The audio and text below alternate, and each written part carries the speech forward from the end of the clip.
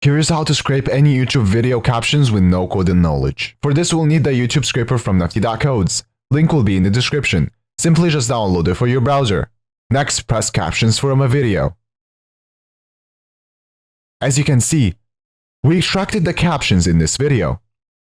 Now, press on the settings. Then press on stored data. In here you will find all the data we scraped. You can specify some data to delete or move to export. Now, to customize this, press on Customize. Then press on Captions from a video. In here you can change the data however you want. So for example, you can uncheck some data. You can also change the order of the data. And also change the name.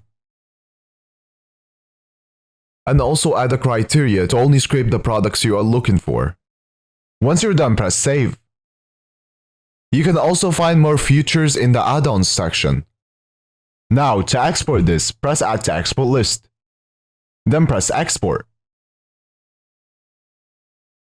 In here you can export it in many different ways.